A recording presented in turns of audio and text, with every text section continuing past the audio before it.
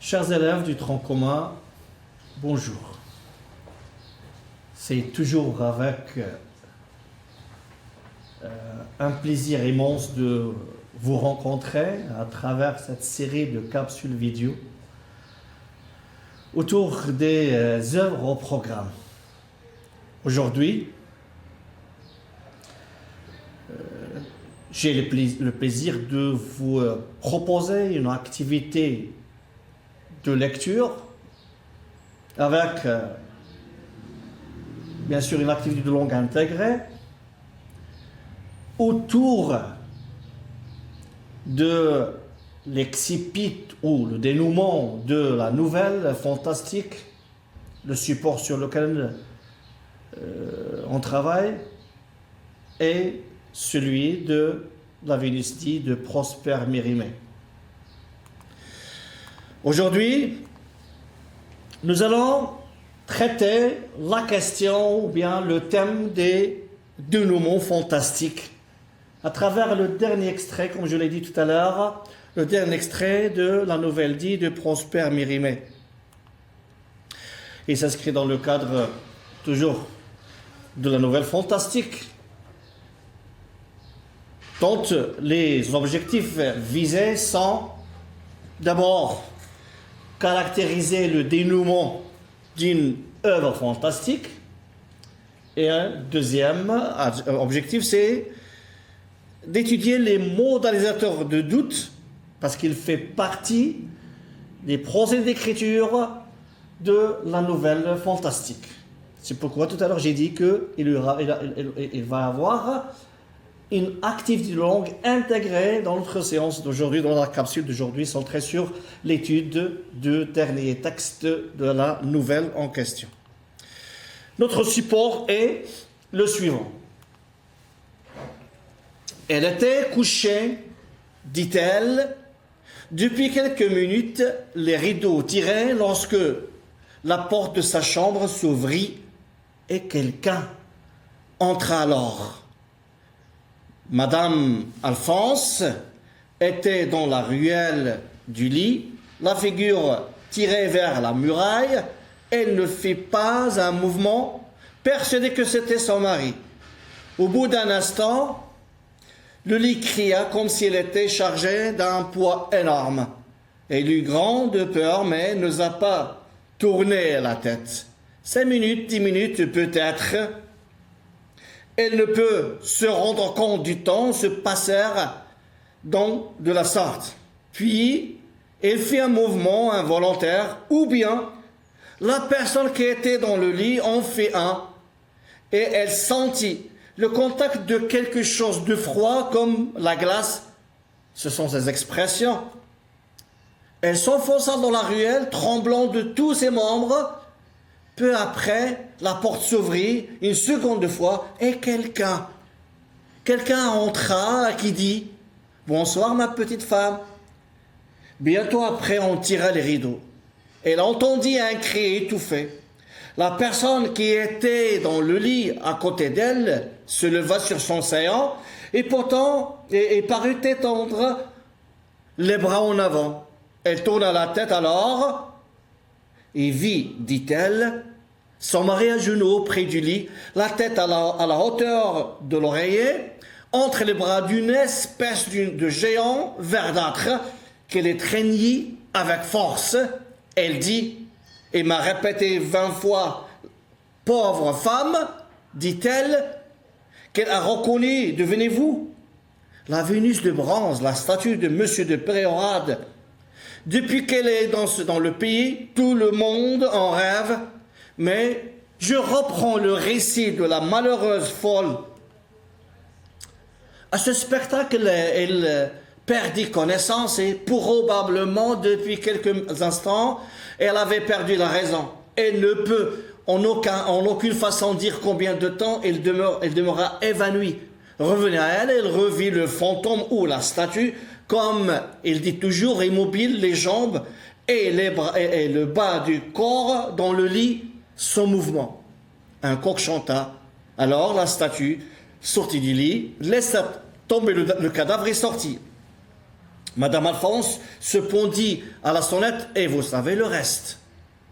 On emmena l'Espagnol, elle était calme et se défendit avec beaucoup de sang-froid et de présence d'esprit. Du reste, il ne nia pas le propos que j'avais entendu, mais il l'expliquait, prétendant qu'il n'avait voulu dire autre chose, sinon que le lendemain reposait, il aurait gagné une partie de pommes à son vainqueur. Je me rappelle qu'il ajouta un Aragonais lorsqu'il est outragé: n'attends pas au lendemain pour se venger. Si j'avais cru que M. Alphonse eût voulu m'insulter, je lui aurais sur le champ donné de mon couteau dans le ventre. On compara ses souliers avec les empreintes de pas dans le jardin. Ses souliers étaient beaucoup plus grands.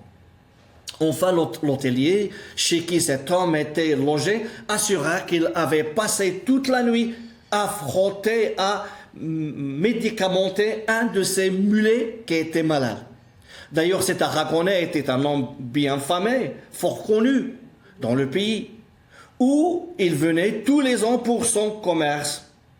On le relâcha donc en lui faisant des excuses. J'oubliais la déposition d'un domestique qui, le dernier, avait vu M. Alphonse vivant. C'était au moment qu'il allait monter chez sa femme et appelant cet homme, il lui demanda d'un air d'inquiétude s'il savait où j'étais. Le domestique répondit qu'il ne m'avait point vu. Alors M. Alphonse fit un soupir et resta plus 10 minutes sans parler. Puis il dit: allons, le diable l'aura emporté aussi. Je demandai à cet homme si M. Alphonse avait sa bague de diamant lorsqu'il lui parla. Le domestique hésita pour répondre. Enfin, il dit qu'il ne le croyait pas, qu'il n'avait fait au reste aucune attention. S'il avait eu cette bague au doigt, ajouta-t-il, en se reprenant, je l'aurais sans doute remarqué, car je croyais qu'il l'avait donnée à Madame Alphonse. En questionnant cet homme, je ressentais un peu de la terreur superstitieuse que la déposition de Madame Alphonse avait répandue dans toute la maison. Le procureur du roi me regarda en souriant et je me gardais bien d'insister. Quelques heures après les funérailles de M. Alphonse, je me disposais à quitter Hy. La voiture de M. de Peyrade devait me conduire à Perpignan. Malgré son état de faiblesse, le pauvre vieillard voulut m'accompagner jusqu'à la porte de son jardin. Nous le traversâmes en silence, lui se traînant à peine appuyé sur mon bras. Au moment de nous séparer, je jetai un dernier regard sur la Vénus. Je prévoyais bien que mon hôte, quoiqu'il ne partageât point les terreurs et les haines qu'elle inspirait à une partie de sa famille, voudrait se défaire d'un objet qui lui rappellerait sans cesse un malheur affreux. Mon intention était de l'engager à la placer dans un musée. J'hésitais pour entrer en matière quand M. de Peyrade tourna machinalement la tête du côté où il me voyait regarder fixement. Il aperçut la statue et aussitôt fondit en larmes. Je l'embrassai sans oser lui dire un seul mot. Je tombais dans la voiture. Depuis mon départ, je n'ai point appris que quelques jours nouveaux soient venus éclairer cette mystérieuse catastrophe de M. de Peyrade. Mourut quelques mois après son fils. Par son testament, il m'a légué ces manuscrits que je publierai peut-être un jour. Je n'y ai point trouvé le mémoire relatif aux inscriptions de la Vénus. Post-scriptum, mon ami M. de Pin vient de m'écrire de Perpignan que la statue n'existe plus. Après la mort de son mari, le premier soin de Madame de Peyrade fut de la faire fondre en cloche et sous cette nouvelle forme, elle sera à l'église d'Hy. Mais, il ajoute M. de Pin, il semble qu'un mauvais sort poursuive ceux qui possèdent ce bronze. Depuis que cette cloche sonne à Hy, les vignes ont gelé 2 fois. Voilà. C'est notre texte, c'est le dernier extrait de la nouvelle, c'est un petit peu long. Alors, en guise de mise en situation, on peut dire que ce passage-là parle du malheur qui a foudroyé la famille de Pérorade, foudroyé par la terrible nouvelle de la mort mystérieuse de leur fils, du fils du jeune Alphonse. Le lendemain de sa fête de noces, son cadavre a été découvert sur le lit nuptial. Alors, dans ce cas, on a soupçonné le muletier aragonais d'être le coupable. Alors, dans ce texte, c'est le personnage narrateur qui prend en charge son récit. Il est le témoin privilégié de la mort étrange d'Alphonse de Pérorade. Or, lors de sa première nuit de noces, donc le personnage narrateur, le jeu parlant, l'archéologue, ne fait part de la mort étrange d'Alphonse de Pérorade le lendemain même de sa première nuit de noces. En dépit de l'esprit scientifique et rationnel dont il fait preuve, bien sûr, ce narrateur en tant qu'archéologue, devant cette réalité des faits, le texte, vous allez le remarquer, vacille entre l'explication réaliste et l'explication fantastique, bien sûr, de l'accident en question, c'est-à-dire l'assassinat ou la mort de Alphonse. Alors, on a déjà signalé qu'il s'agit d'une mort, comment? Mystérieuse d'Alphonse. Le support qui va nous servir de moyen d'approcher cet axe-là, c'est la partie qui va du début du support, il a été couché, jusqu'à... Vous savez le reste. Vous avez le texte devant vos yeux. Il fallait le parcourir en amont et en aval. Et, vous allez pouvoir plutôt sentir en quelque sorte en quoi consiste ce caractère mystérieux de la mort d'Alphonse. Alors, dans ce passage et dans les passages précédents de la nouvelle, nous avons déjà assisté aux changements comportementaux d'Alphonse. Ce dernier s'est transformé, s'est métamorphosé avant, et s'est métamorphosé d'un jeune homme courtois, posé, pondéré, calme, serein, en un minotaure, en un butor. Et selon les propos des personnages narrateurs, le fils de M. Pérorade avait transgressé l'interdit en glissant la bague de noces dans le dos annulaire de la statue, ce qui pourrait être perçu comme étant quoi? Comme étant une invitation au mariage. Alors, le fait d'épouser mademoiselle de Pugarig représente en soi une profanation du premier lien de mariage. C'est une sorte de trahison qui mérite d'être punie, d'être châtiée, ainsi que bien d'autres maladresses commises par le personnage fantastique Alphonse.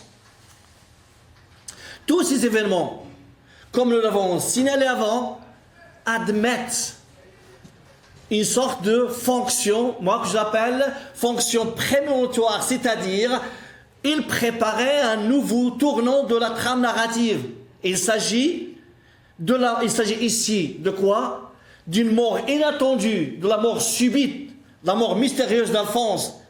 L'événement il est qualifié aussi, bien sûr il est qualifié ainsi parce que nul ne s'attendait à ce qu'il soit confronté à une pléthore d'ambiguïtés. Cet événement, il est marqué, il est enveloppé d'ambiguïté, il est entouré d'ambiguïté. Entre autres, le témoignage de la jeune mariée, il est complètement truffé, il est complètement plein de doutes et d'imprécisions. Puisqu'on dit doute et d'imprécision, ce qui justifie l'emploi des modalisateurs de doute. Dans le texte, ils sont marqués en rouge. Probablement, peut-être 6 ou 10, quelque chose, et bien 2-3 termes qui favorisent l'expression du doute dans le texte. On s'ajoute à tout cela la posture de la femme, la posture de la mariée. La posture en question ne lui permettait guère de décrire nettement ce que s'était passé dans sa chambre. Il avait la tête tournée au mur par pudeur. Son témoignage était marqué par des verbes de sensation auditive, entendre, et des verbes de sensation kinesthésique, sentir le contact de quelque chose. Donc on n'a pas précisé de quelle chose s'agit. Il n'a pas nommé les choses par leur nom. Il a senti le contact de quelque chose de froid comme la glace. Elle entendit le verbe entendre, le verbe de sensation auditive. Elle entendit un cri étouffé. Mais il n'a pas précisé la chose. En plus de ça, les rideaux dans la chambre à coucher provoquent une certaine opacité. Élément qui pourrait justifier cette confusion dans les paroles de Madame Alphonse. Bien sûr, sans négliger son état d'esprit. Elle était troublée. Donc, il éprouve une certaine gêne par sentiment normal éprouvé par une femme lors de sa première nuit de mariage. Tous ces facteurs réunis ont rendu mystérieuse et ambiguë la mort d'Alphonse et par conséquent, l'explication irrationnelle du crime va trouver écho chez le protagoniste et chez le lecteur. Quand on dit interprétation et explication irrationnelle, donc on cède la place à se demander s'il s'agit de crime mystérieux ou mort mystérieuse, ou bien tout simplement c'est une mort comme d'autres, et par conséquent il admet une enquête policière. L'enquête en soi a été la thématique a été développée dans le support qui va de on amènera l'espagnol, bien sûr on a convoqué l'espagnol parce que c'est ce suspect. Donc à partir de on amènera l'espagnol jusqu'à inscription de la Vénice. Alors, c'était évident que le muletier aragonais soit soupçonné de l'assassinat d'Alphonse du Peyrat, car il a proféré des menaces à Alphonse à la fin de la partie de jeu de pommes, publiquement, par outrage, il a dit « mets-le par agace ». Cet incident présageait le fait qu'on pointe le doigt d'accusation sur lui. Il est convoqué et interrogé par le procureur qui mène une recherche sur les circonstances du crime. Cela laisse croire qu'on a affaire à une enquête policière.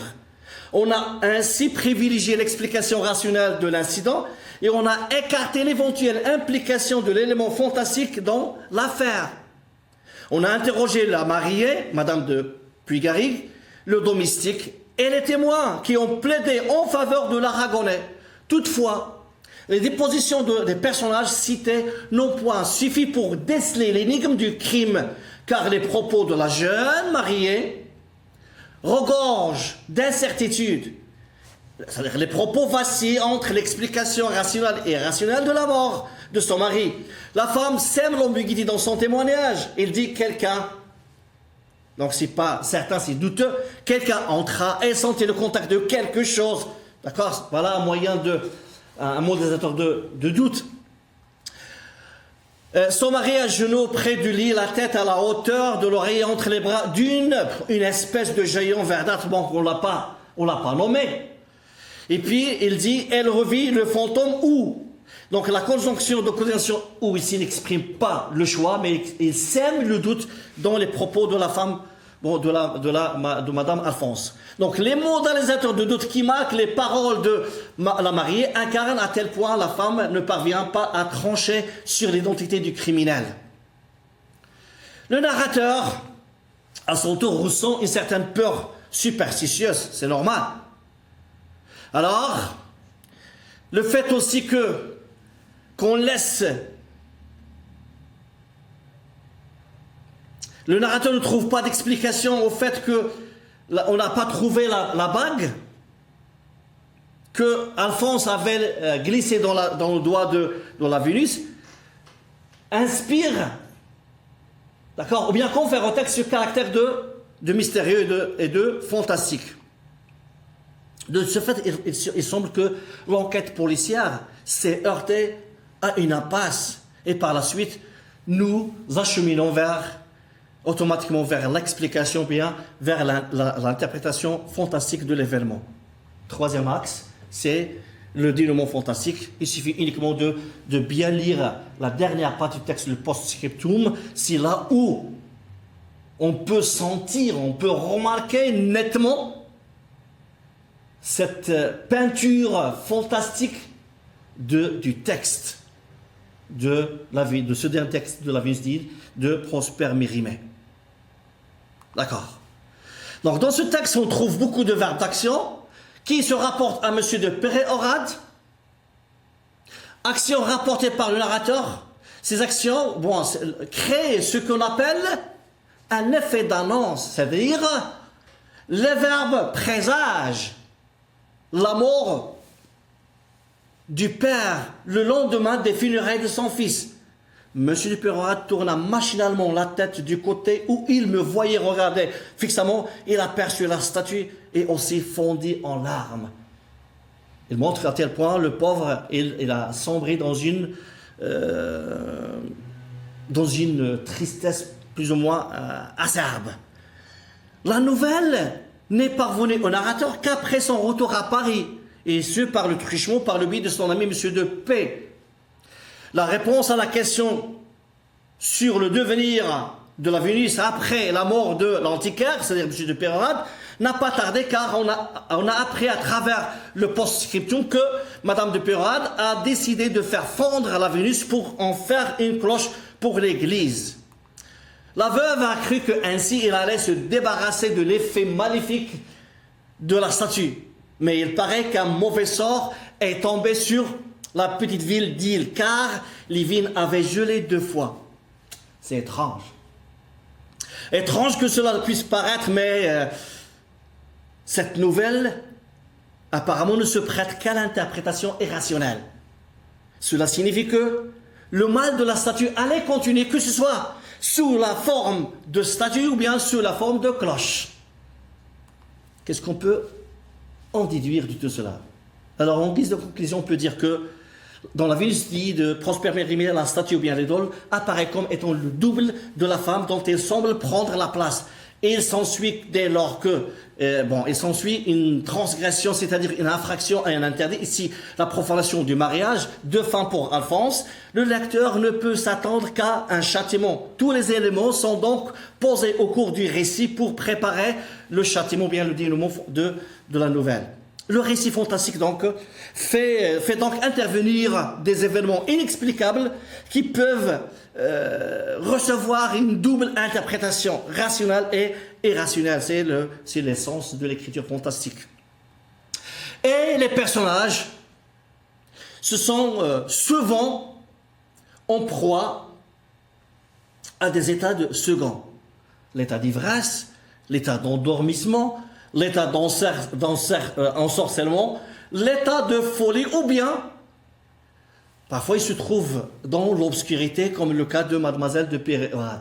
Il n'a pas pu donner des réponses exactes et palpables, tangibles et satisfaisantes aux questions données par le procureur parce qu'il n'avait rien vu.